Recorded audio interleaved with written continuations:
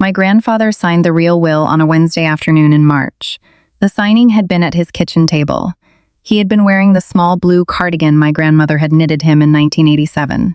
He had been holding the cheap ballpoint pen he had been using for 40 years, the kind he had bought in 12 packs from the drugstore. He had been looking out the window at the small bird feeder my grandmother had installed before she died. There had been 3 chickadees at the feeder when he had signed the document. He had counted them out loud before he had picked up the pen. The signing had been witnessed by his physician, Dr. Tova Lindgren, who had also performed, that same afternoon, a formal cognitive capacity assessment that she had documented in writing on her own clinic letterhead. The signing had also been recorded on video on a small tripod-mounted camera that I had set up in the corner of the kitchen, with my grandfather's full knowledge and explicit verbal consent on the recording. The video had captured the entire 43 minutes of the signing process, including the capacity assessment, the reading of the will out loud by my grandfather's attorney, Mr. Soren Halldorson, and the affirmation by my grandfather that the document represented his complete and final wishes regarding his estate. The signing had been 4 months before my parents had pressured my grandfather, on a different afternoon in July, when he had been weak and disoriented and 3 weeks away from his death, to sign a different document that they had been calling his new will. The new will had named my mother and my father as the primary beneficiaries of my grandfather's estate. The new will had specifically disinherited me, in language my parents had clearly drafted themselves and had typed up on a small home printer. The new will had not been valid. The video, the capacity assessment, and the properly executed document from March had been the only things that mattered. I want to tell you what happened at the will reading the following October, when my parents had walked into the small conference room at Mr. Halldorson's office holding their typed-up document like a trophy. I want to tell you what Mr. Halldorson had said when he had set my parents' document on the table next to the actual will, and what he had shown them on the small television screen at the end of the room, and what my mother had done when she had finally understood what she had been looking at. I want to tell you because there are people listening to this who have been watching a parent or grandparent become weak in the months before their death, and who have been watching other family members start to circle, and who have not yet figured out what they could be doing to protect the older person from being coerced into signing documents that should not be signed. I want to tell you what I did. Before I do, hit subscribe, and tell me one thing in the comments. Tell me about a moment when you watched a family member try to take advantage of an older relative who had been weakened by age or illness. Tell me whether you intervened. Tell me what intervening looked like. I read every comment. Now let me back up to the previous summer, because the summer is when the protecting started. My name is Tindra Brecken. I am 35 years old. I am a hospice nurse at a small, home-based hospice agency in Minneapolis. I have been doing this work for the previous 9 years. My job involves caring for people in the last months and weeks of their lives, in their own homes, alongside the family members who have been struggling to figure out how to be present for the dying. The work has taught me a lot. The work has taught me, in particular, that the last 6 months of a person's life are when their family's true behavior becomes visible. The behavior that has been hidden for decades will come out. The behavior that has been performed for decades will fall away. The dying person becomes, in the small specific way dying people become things, the catalyst for the family to finally show itself. My grandfather Agil had been 78 when his diagnosis had come the previous summer. The diagnosis had been a particularly aggressive form of multiple myeloma. The prognosis had been 8 to 14 months. He had been my grandfather on my father's side. He had been a retired forest ranger who had spent 41 years working for the State Forest Service in northern Minnesota. He had been a quiet, careful, observant man who had raised 3 children, mostly on his own after his wife had died of breast cancer in 1989. My grandfather had not been particularly close to my parents. He had been close to me. The closeness had developed over the small specific work I had been doing with him for the previous decade. In the small, careful way granddaughters who become nurses sometimes develop relationships with the grandfathers they have been wanting to keep watch over. I want to tell you about my parents, because the parents are the engine of the rest of this story. My father is Ivar Brecken. He is 61. He is a small business owner who has been operating a small flooring installation company outside Minneapolis for the previous 36 years. He has been a difficult son to my grandfather throughout his adult life. He had been the kind of son who had been calling my grandfather mostly when he had needed something. He had been the kind of son who had been borrowing money from my grandfather throughout his 20s and 30s, and who had only stopped borrowing in his 40s when my grandfather had finally said no to a particular request. My mother is Solveig Brecken. She is 59. She had been my father's bookkeeper at the flooring business for 23 years before she had retired in 2019. She is the woman who has been the operational manager of my father's relationships with his family for the entire 40 years of their marriage. My mother has been the one who has remembered birthdays, who has bought gifts, who has performed daughter-in-law warmth toward my grandfather at family events, and who has been quietly cataloging, in the small, careful way some daughters-in-law catalog things, what she had been hoping to receive from my grandfather's estate. My parents had been telling me, for as long as I had been an adult, that they had been expecting to inherit my grandfather's house and the small piece of property in northern Minnesota that had come with it. The property had been an old ranger cabin on 24 acres that my grandfather had purchased in 1978 after his wife's medical bills had been paid off, as a small private retreat he had been using for the last 45 years. The property had appreciated significantly. The property had been worth, by the time of the diagnosis, approximately $640,000. The house in Minneapolis had been worth another $420,000. The total estate, including small savings and a small retirement account, had been approximately $1.2 million. My parents had been operating for years on the assumption that the entire estate would come to them. My father had been the only one of my grandfather's 3 children who had stayed in Minnesota. My father's 2 siblings had both moved away decades ago. One of them, my Aunt Saga, had died of complications from a stroke in 2015. The other one, my uncle, Soren, had moved to Oregon in 1998 and had been only intermittently in contact with my grandfather. My parents had been telling each other and telling me that the estate would naturally pass to my father because he had been the one who had been around. What my parents had not been considering was that my grandfather had not been particularly happy with my father's behavior toward him for the previous 40 years. I want to tell you what had happened when the diagnosis had come. I had been the one my grandfather had called first. He had called me from his small kitchen on a Tuesday afternoon in June. He had told me what the oncologist had said. He had asked me if I would come up to Minneapolis the following weekend. I had told him I would. I had driven up. The 2 of us had sat at his kitchen table for the entire Saturday afternoon. He had been quiet. He had been thinking. He had finally said, "Tindra, I need you to help me with some things. I am going to be dying within a year. I want to do some specific things before I die. I want you to be the one who helps me. Your father is not going to be the one. Your father has been waiting for me to die for at least the past 15 years. Your father is going to push hard in the months ahead for things he has been wanting. I do not want him to get what he has been wanting. I want you to know that. I want you to help me make sure he does not get it." I had asked my grandfather what he had been wanting to do. He had told me he had been wanting to leave the cabin and the 24 acres to me. He had told me he had been wanting to leave the house in Minneapolis to my uncle Soren, who had been distant, but who had been a kinder son than my father. He had told me he had been wanting to leave the small savings and retirement to a small environmental conservation organization that had been protecting old-growth forest in northern Minnesota for 40 years, which my grandfather had been a member of and which he had been wanting to honor with a final contribution. He had told me he had been wanting to leave my father nothing. He had asked me how I had felt about that. I had been quiet for a moment. I had told him I had felt complicated about it. I had told him I had been not wanting to be the granddaughter who had benefited from his disappointment in my father. I had told him I had been wanting to honor whatever he had wanted to do, but that I had been wanting him to be sure he had been doing it for the right reasons. He had nodded. He had told me he had been thinking about it for 15 years. He had told me the reasons had been considered. He had told me he had been wanting me to have the cabin because I had been the only grandchild who had spent real time at the cabin with him, who had been learning the small, specific patterns of the woods, and who had been the only one of his descendants who would actually use the property as he had been using it for the last 45 years. He had told me he had been wanting my uncle to have the house because my uncle had been struggling financially in Oregon for years, and because my uncle had been calling my grandfather more often in the previous several years. In the small, awkward way some sons reach out to their fathers when they have been realizing they had been distant for too long. He had told me he had been wanting the environmental organization to have the savings because he had been the kind of man who had been wanting his last contribution to the world to be a small protection of the forest he had spent his career caring for. I had told him I had been with him. I had told him I would help. I want to tell you what we had done over the next 4 months. It's because the doing had been the foundation of everything that mattered later. The first thing we had done was contact my grandfather's attorney. Mr. Soren Halldorsen had been my grandfather's attorney for 36 years.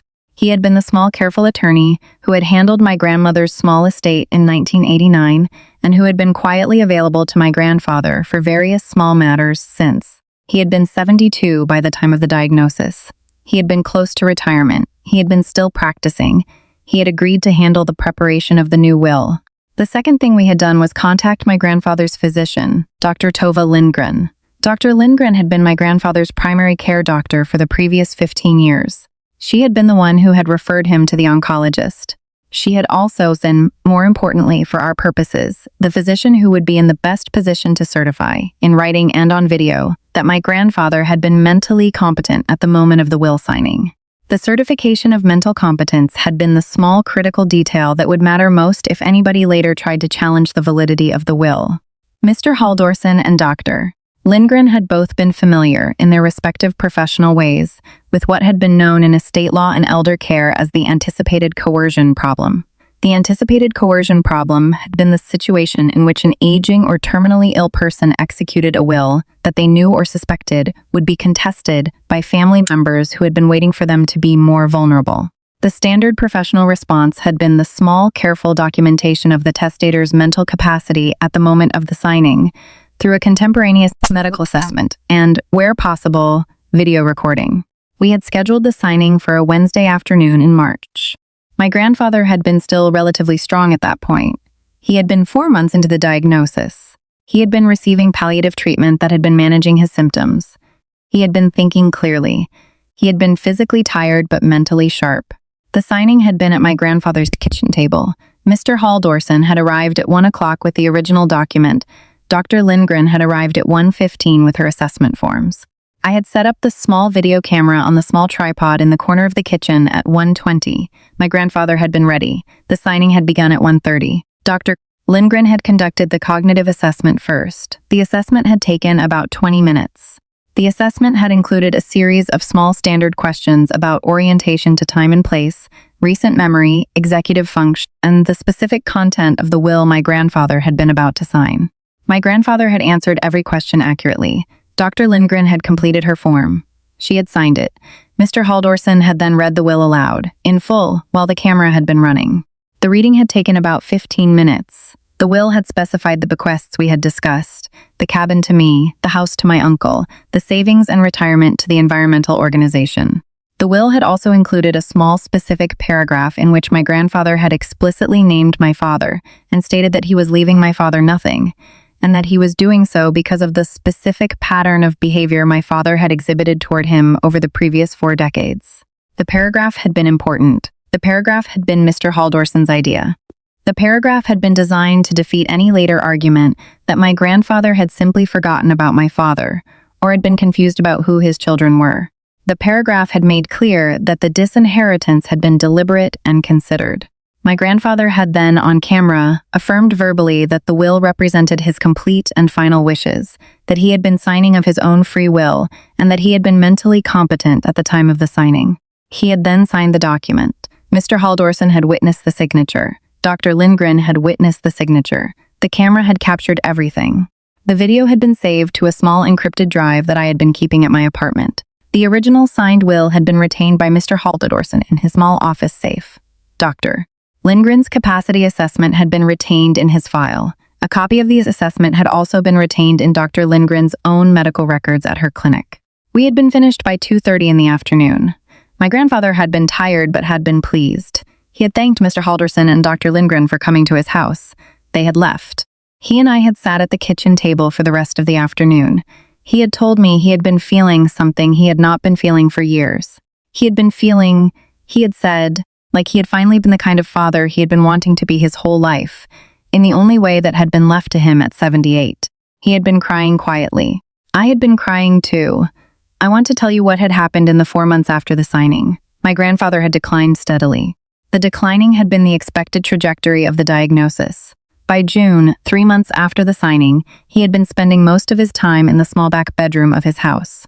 He had been receiving home hospice care from the agency I worked at, although a colleague of mine had been the primary nurse rather than me, because the agency had not allowed family members to be the primary caregiver. I had been visiting him every weekend. My parents had been visiting more often. The increasing of visits had begun in May. My mother had been bringing small casseroles and small careful gestures of attention. My father had been awkward at the visits. The visits had been performances. The performances had been transparent to anybody who had been watching. In late July, when my grandfather had been very weak, my parents had made their move. They had arrived at my grandfather's house on a Wednesday afternoon. They had been carrying a small folder. The folder had contained the document they had typed up on their home printer, which they had been calling his new will. The new will had been short. The new will had transferred the cabin, the house, and the savings to my mother and my father. The new will had specifically not mentioned me, my Uncle Soren, or the environmental organization. My parents had brought a small notary public with them. The notary public had been a woman my mother had known through her bookkeeping work, who had been willing to provide notarization services for a small fee. The notary public had not been familiar with the requirements for the proper witnessing of a will. The notary public had not been informed that the document was being presented to a terminally ill man who had been on significant pain medication. My grandfather had been confused that afternoon. He had been on a higher dose of pain medication than usual because the previous day had been particularly difficult. He had not fully understood what my parents had been asking him to sign. He had asked them several times what the document was. My mother had told him, in the small, careful voice she had been using on him for years, that the document was a small update to his existing arrangements and that he should not worry about it. My grandfather had been too tired to argue. He had signed the document. The notary public had notarized the signature. My parents had left with the signed document. I had not been at the house that afternoon. I had been at work. My colleague Linnea, who had been the primary hospice nurse for my grandfather, had been at the house when my parents had arrived. Linnea had been preparing my grandfather's afternoon medications in the small kitchen. Linnea had heard part of the conversation. Linnea had not intervened, because intervening in family discussions was outside the scope of her professional responsibilities. Linnea had, however, made a small detailed note in my grandfather's hospice chart about what she had observed. The note had described my grandfather's mental state that afternoon, the conversation she had overheard, and the signing of the document. Linnea had called me that evening. She had told me what had happened. She had told me she had been worried. She had told me she had been documenting in her chart, but that I should be aware. I had thanked her. I had called Mr. Haldorsen the next morning. I had told him what had happened. Mr. Haldorsen had been calm. He had told me, in the careful voice he had been using on me for the previous 5 months, that the situation was exactly what we had been preparing for. He had told me to not do anything in response. He had told me not to confront my parents. He had told me to let them think they had been successful. He had told me the situation would resolve itself at the will reading. I had followed his advice. I had not confronted my parents. I had continued to visit my grandfather every weekend. My grandfather had died 3 weeks later, on a Tuesday morning, with me and the hospice nurse and his small dog beside him in the back bedroom of the house he had been living in for 46 years. He had been at peace. I want to tell you what happened at the will reading. The will reading had been scheduled for the following Tuesday at Mr. Haldorsen's office. My parents had requested the reading. My parents had assumed, based on their understanding of how will readings worked, that Mr. Haldorsen would be reading their typed-up document, and that the reading would confirm their inheritance of the entire estate. My parents had not known that my grandfather had executed a different will 4 months earlier with Mr. Haldorsen. My parents had not known about Dr. Lindgren's capacity assessment. My parents had not known about the video. My parents had arrived at Mr. Haldorsen's small office at 10 o'clock. They had been wearing their nice clothes. My mother had been carrying a small folder. My father had been carrying a small briefcase. They had been smiling in the small, careful way they smiled, been expecting something they had been planning to receive. My Uncle Soren had flown in from Oregon. He had been sitting next to me. He had not known anything about the will arrangements. He had only been told by Mr. Haldorsen in a small phone call the previous week that his presence at the reading was important and that he should plan to attend. He had been polite but had been confused. I had not told my uncle about the will arrangements. I had been waiting for the reading to do its own work. Mr. Haldorsen had begun by introducing himself to the people present. He had then explained that he would be reading the operative will of Mr. Egil Brecken, who had passed away on the previous Tuesday. He had explained that the operative will had been executed on a Wednesday afternoon in March of this year.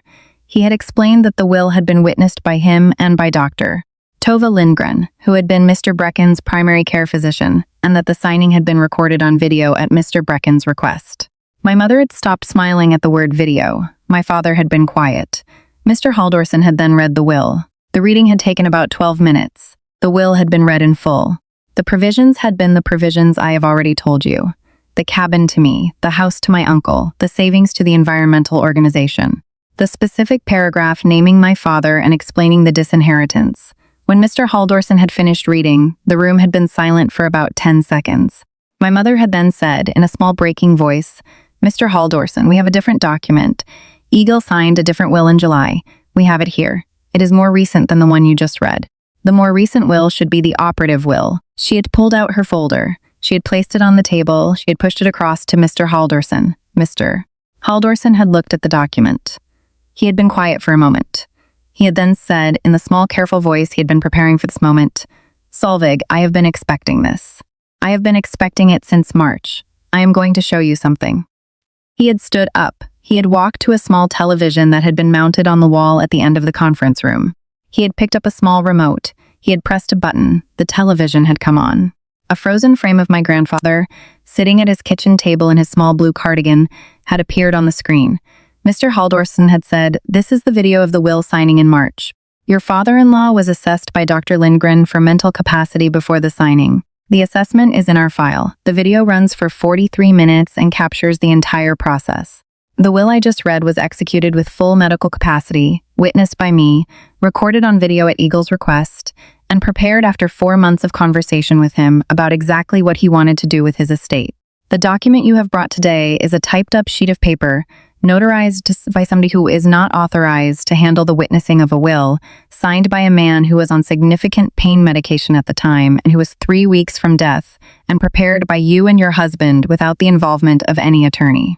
This is the only document that matters." He had picked up the will from March. He had held it up. He had then set it back down. He had said, "I would like to be very clear about something. The document you brought today would not survive any court challenge. The medical records will show that Eagle was not in a state to execute a will on the date you brought it to him. The hospice chart from that afternoon, which was prepared contemporaneously by Linnea Carlson, contains a detailed description of his mental state.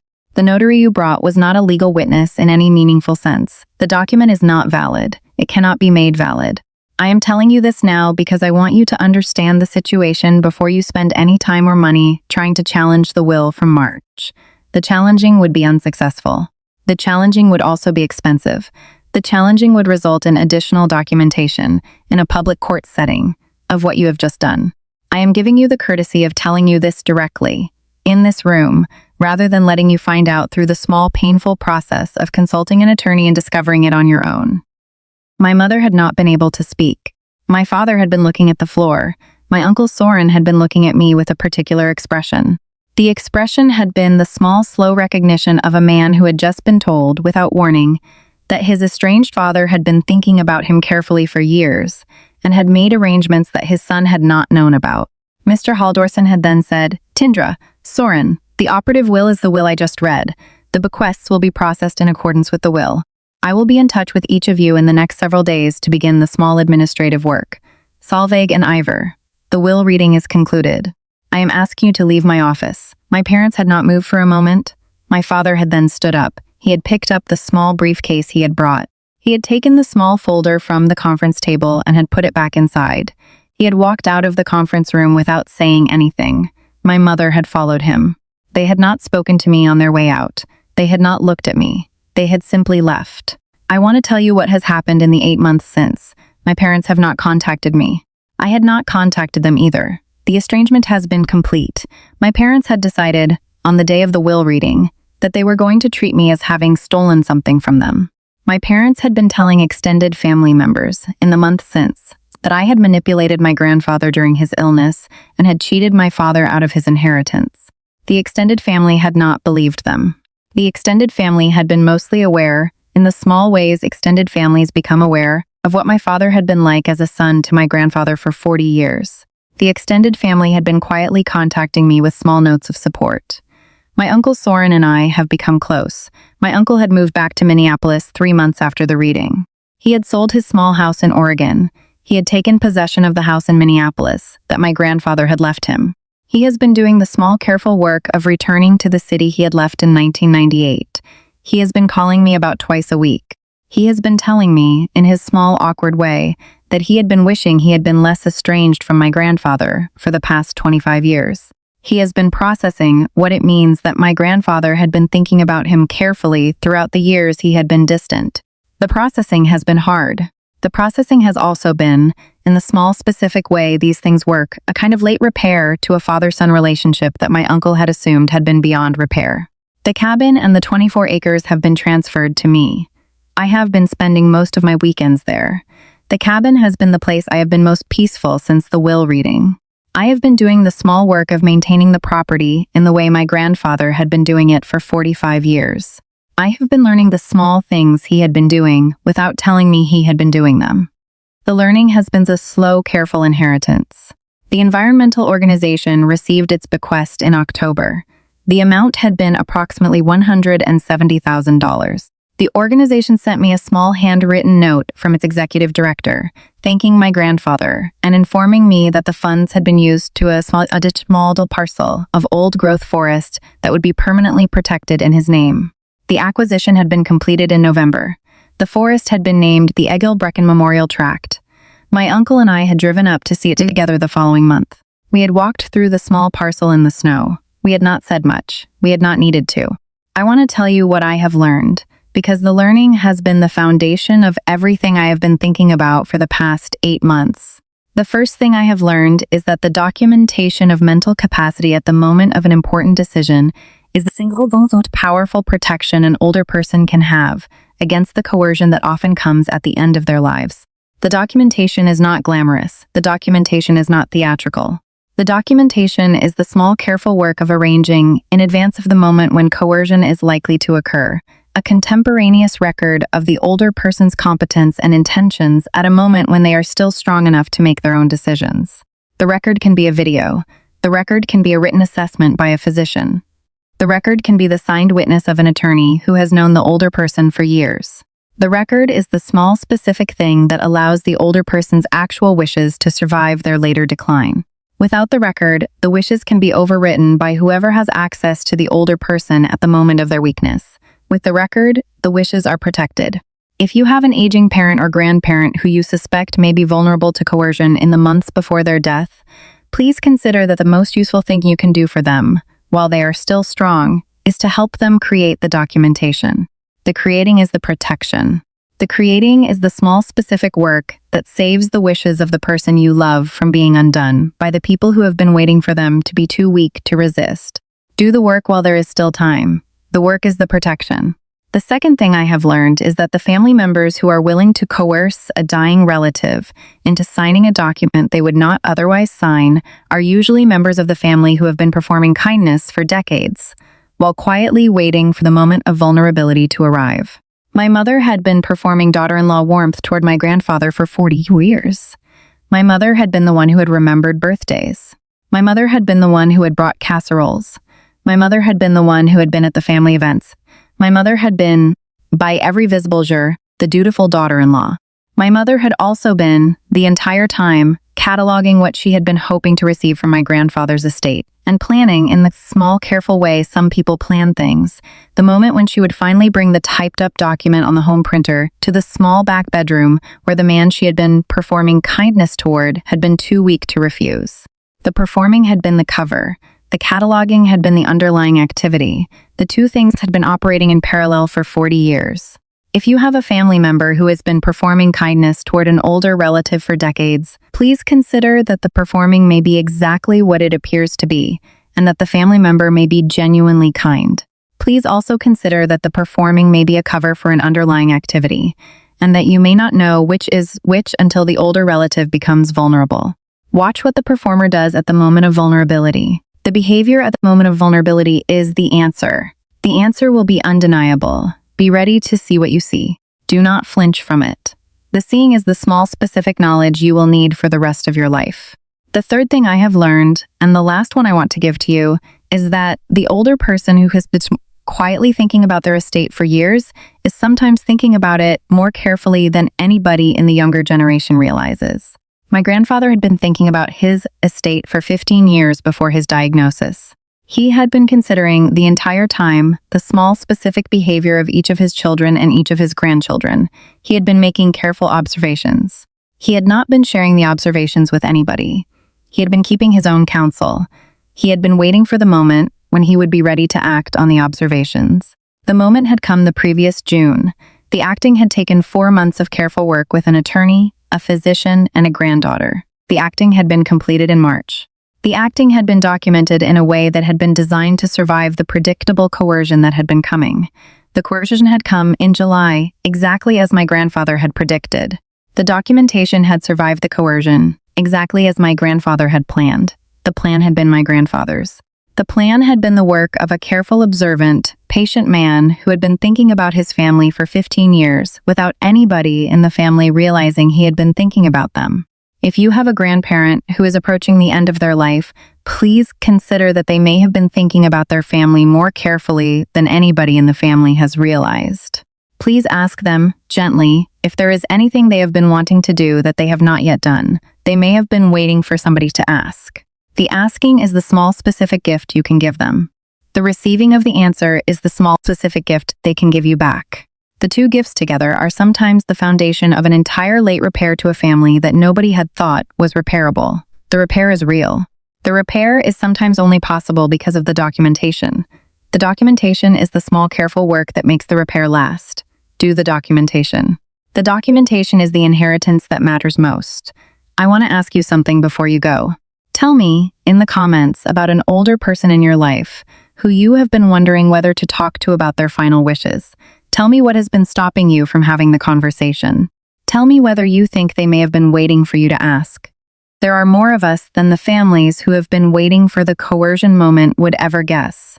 We have been preparing slowly and carefully for years. The preparing is the work.